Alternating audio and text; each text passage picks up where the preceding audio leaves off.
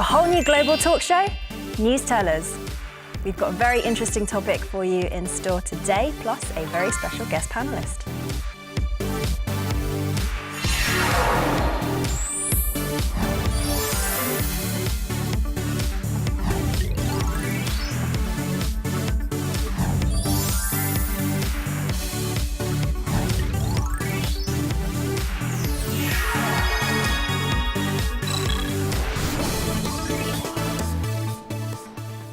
Hello, hello. Welcome to the studio. Hello. Thank you. Great to be back. Hello. Good to have you back, Fred. How was Japan? Yeah. It was great. Very interesting. Lots of topics to cover, but I missed you. I'm glad to be back. We missed you too. And as you can see, we're missing Atta today. I feel like we're losing you one by one. But we have a very special guest panelist with us in return, who incidentally is not a stranger to us. Welcome, Soren. Hello. Nice to be here. So we had you on our show, the episode about privacy, a couple of weeks back, and you gave us your insights on the Germanwings plane crash. Yes, that's because I'm German, and I try to give you the perspective from the German side, like East and West Germany. I was born in East Germany, but I lived in Berlin for a while before I came here. Well, good to have you, and I can't wait to hear what you have to say about today's topic. Recently, the Ministry of Gender Equality and the Statistics Korea released some very interesting survey results. 56.8% of Korean teens have said that they could live with their partners without getting married. As you know, Korea is a very conservative country still, where cohabiting before marriage is generally negatively viewed by the majority. But it doesn't seem to be the case anymore. These results show that the younger generation is more generally accepting of cohabitation.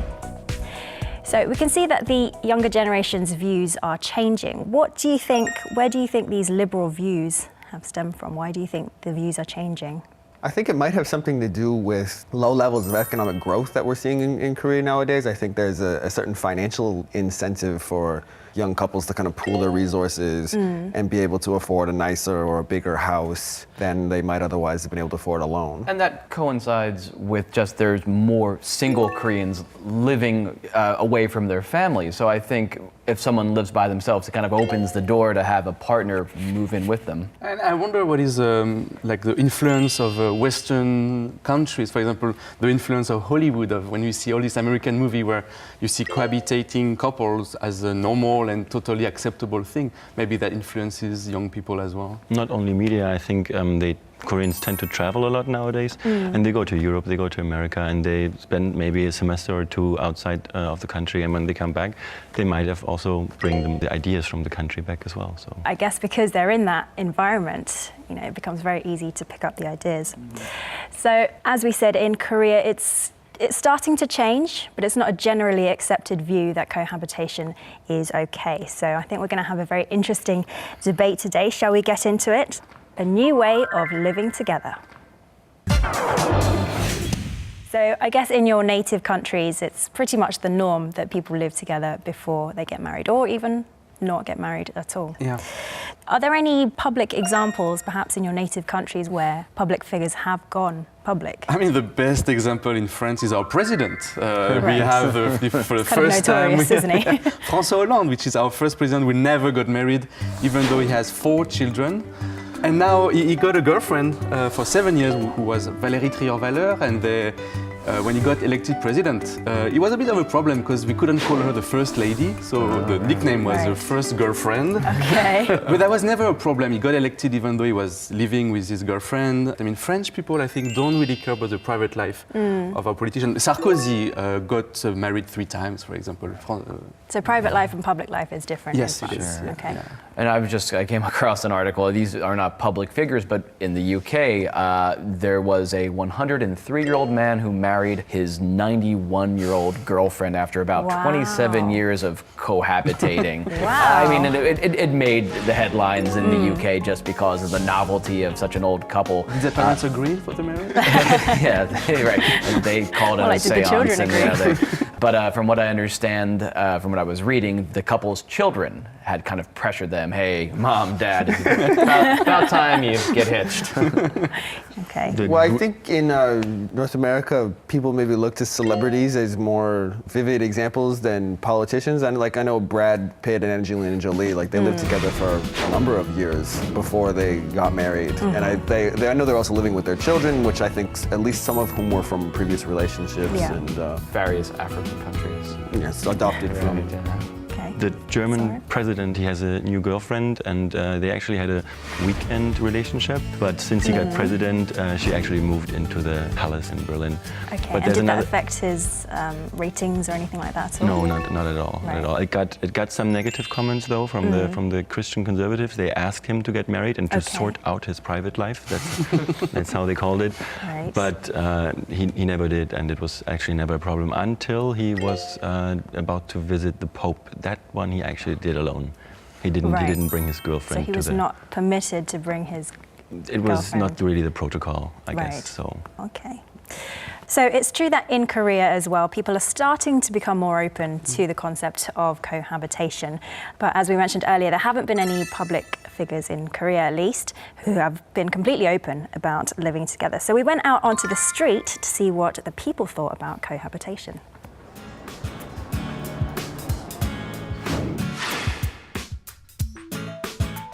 상관없는 것 같아요. 어차피 결혼도 혼인신고 서류 이외에는 마음 확인만 하면 상관없는 거니까. 준비가 덜 된 상태에서 서로 같이 산다는 건 좀 안 좋은 것 같아요. 그렇게 좋지 않게 생각하고 있거든요. 약간 부정적으로 나중에 결혼할 때 그 배우자에게 좀 많이 미안할 것 같기도 하고. 저는 반대해요. 왜 너무 선이 없잖아요. 그래서 좀 너무 친해지면 정 만들 것 같아요. 설레는 느낌이 없을 것 같고. 지금 시대에서는 찬성하지만 제 딸이라 그러면 저는 반대를 할 것 같습니다. 저만 싫은 거지 남이 하는 건 상관없어요. 진짜? 싫을 것 같아요. 저를 만나기 이전에 여자친구를 사귄 거는 상관이 없지만 같이 살았다면 뭘 어떻게 했을지 잘 모르잖아요, 제가. 글쎄요, 직접 상황이 안 와봐서 잘 모르겠는데 글쎄요, 그렇게 많이 좀 납득하기 힘들 것 같은데요. Yeah. So some differing opinions even amongst the interviewees, but I think very, very different to our panelists' views as well. What were your thoughts? Well, I think at the same time, I think a lot of Koreans know that they're on television and that they can't publicly say that, oh yeah, I live with my boyfriend or I live with my girlfriend or I'd have no problem cohabitating because they're worried their parents might somehow Right. watch Arirang television. I agree with Jason. The problem is in Korea there's such a strong social stigma that Sure. you cannot really admit. I know some couples in Korea who are living together without parents knowing. This is a culture of shame. It's there's arguments that Western culture is a culture of guilt and Eastern culture is more shame oriented. And I think the notion that people might be having premarital sex, which is still generally a taboo, although everyone pretty much does it here, that this is to maintain their social reputation, that people cannot outwardly say that this is something that interests them. But at least to the outside world, it always looks very much like a couple, I think. For example, I live in Gyeonggi-dan, and every time I leave my house, I see hundreds of couples, and they're walking arm in arm, hand in hand.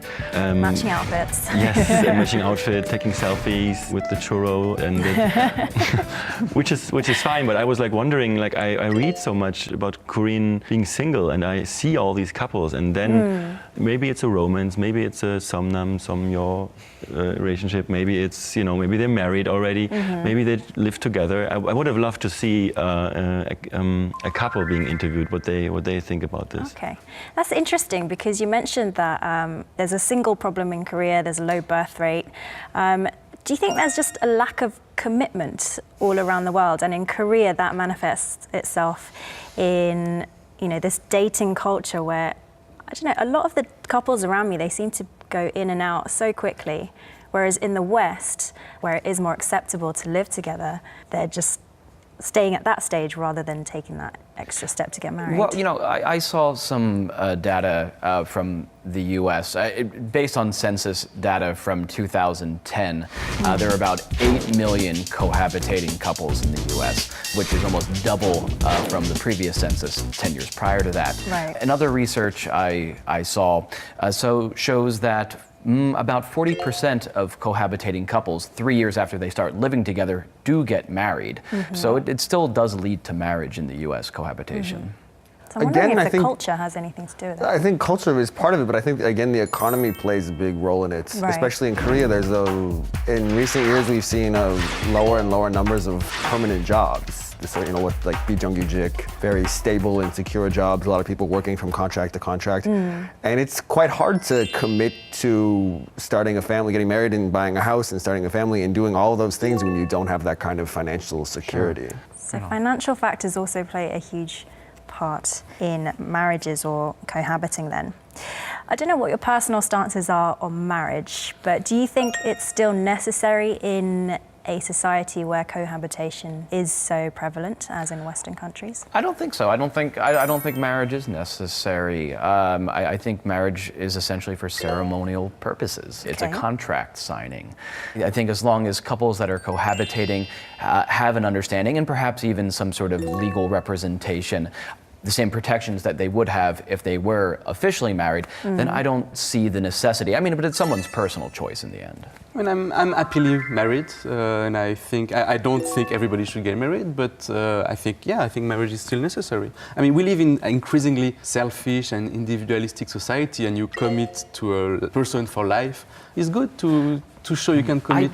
Fred, I just think so many people stay in unhappy marriages because of social obligations, because of the shame of being divorced, whether that be in the West or in the East. And I think that if people felt more free to end their relationship, I think that's probably better for everyone. I mean, there was a study in the Journal of Marriage and Family in the US that showed cohabitating couples are actually slightly happier than married couples, and that's because cohabitation promotes more individualism. It promotes more self-esteem, that you don't feel confined by the structure of marriage.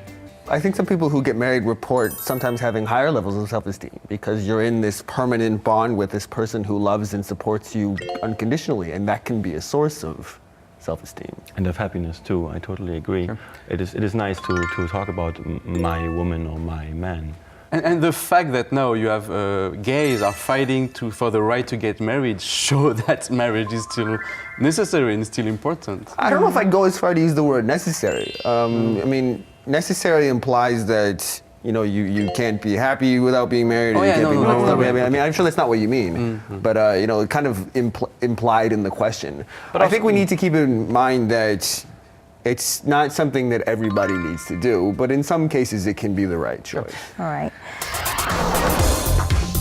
I'm interested to hear, because in Korean culture, marriage is very much a step towards creating a family. How does this work with cohabitating couples? I mean, I know Western cultures are less family orientated than perhaps Eastern cultures. I mean, there's not that obligation. But Soo-Jung, look at the evidence here. In South Korea has one of the lowest birth rates in the world, so marriage does not necessarily lead to the creation of a family. And the best counterexample is France, where we have one of the highest number of children born outside of marriage. 56% of children are born outside of marriage. And we have the best birth rate in Europe. Okay, so I'm seeing that the views are generally that there are more commonalities than differences between cohabitating couples and married couples and the families that flourish underneath them. But there are, of course, issues in any sort of family, whether that be divorce. So let's talk about some of the problems of cohabitation then. What do you think the main ones are? The biggest problem for cohabitating couples is that they don't have legal protection. Right. That, you know, if you get divorced in a marriage, there is a structure around that in terms of alimony, child support, and other safeguards.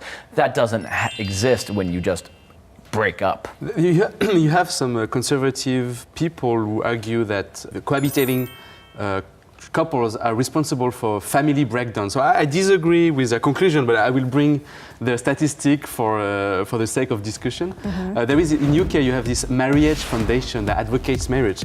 And they show that in the last 30 years, you have 1.8 million children who were born inside unmarried couples who broke up before the kids reached the age of 15.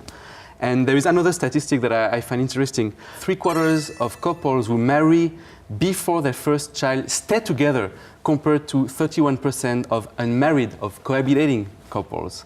So I think they want to show that if you marry, then this bring a stable environment for kids. And I think that these are legitimate concerns. And in the US, you see a lot of research conducted by family advocacy groups that often have a Christian foundation that say children are bullied or children really are not happy when their parents aren't married. But I don't really see how that's the case. I mean, I think in the US right now, where there is a high rate of divorce, where there are a lot of single mothers, I mean, I think there is no traditional family anymore in the US. There are gay couples, there are what have you. And I don't think children, I don't think your classmates go around asking their classmates like, oh, your mom and dad married, or do you have gay parents? I don't really buy a lot of the argument that it's detrimental to a child's I guess even well-being. within the US, cultures are so different. It does vary depending on geography. Do you think children do feel more stable if their parents are married? I think if the mother and the father, the man and the woman, are committed permanently, if the terms of their relationship are, we're not going to be married formally, but we have an understanding that we are in this forever. You don't need marriage to achieve that kind of permanent bond necessarily. But I think that might be a healthier environment for children to grow up in, even if their parents aren't married. But for them to know, for them to feel safe that they're going to grow up in this family and it's permanently there. They're always, their parents are always going to be there. They're always going to be there for them, even if they are or not married. So marriage doesn't necessarily equate to stability anyway. No, and I think it just keeps bad couples together often. I mean, I've met many people here in Korea, friends around my age, who grew up in very unhealthy households, but their mothers were perhaps too afraid of the shame that would come about from leaving their fathers. And I mean, I have friends that have been physically abused here, definitely verbally abused, and they shouldn't have gone through with that, but because of the social pressure here, these families stayed together despite being extremely unsafe and unhealthy. I think so too. I think it's not black or white, and the world is more multiplex. I recently read somewhere, and I actually have a friend who doesn't call his parents mom and dad. He calls them Uwe and Beate. Which means? Which is their names basically. It's just their first names, which is really unusual in Germany at least, to call your parents like your friends basically. But they cohabitate.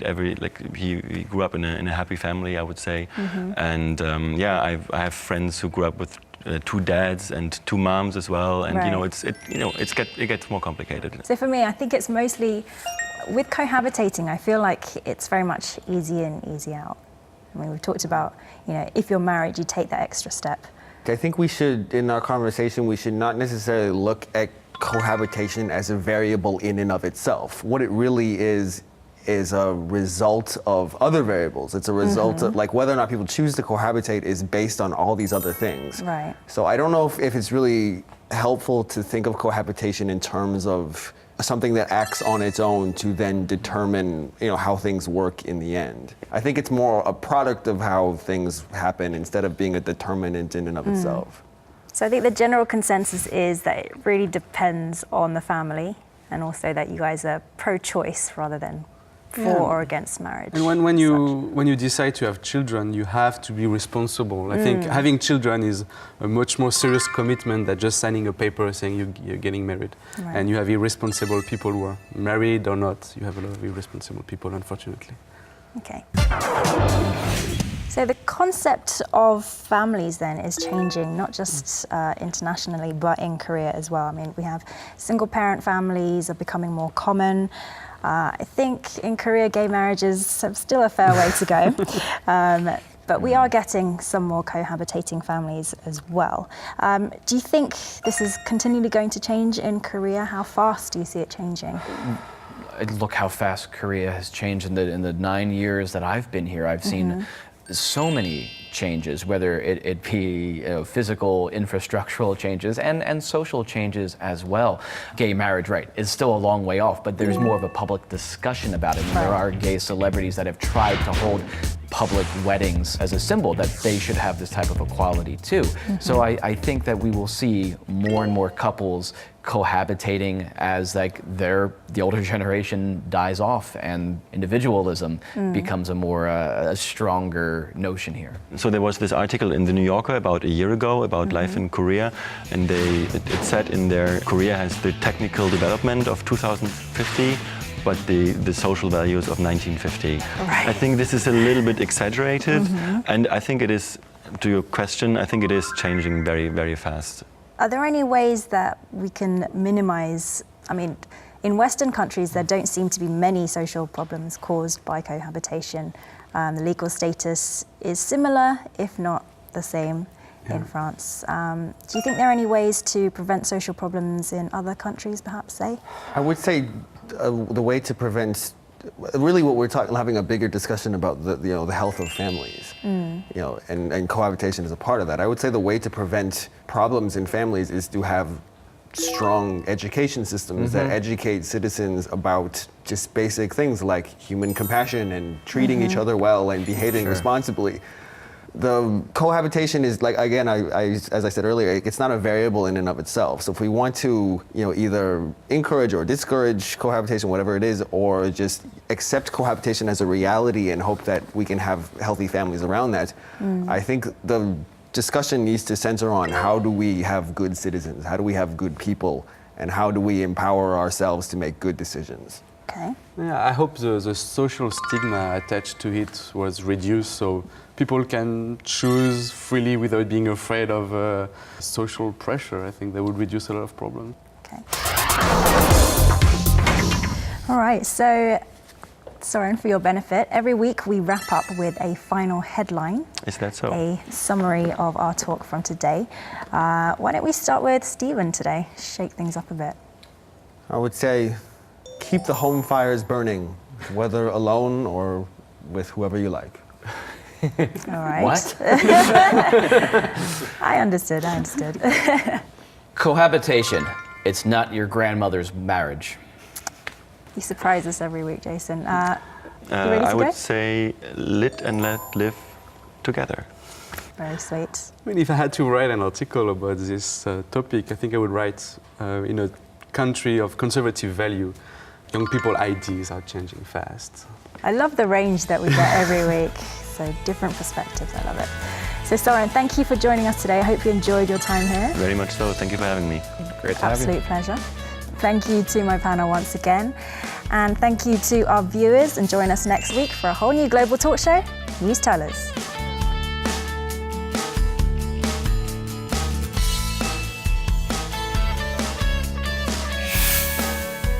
We will be open for any opinions or requests on our official website as well as our Facebook page.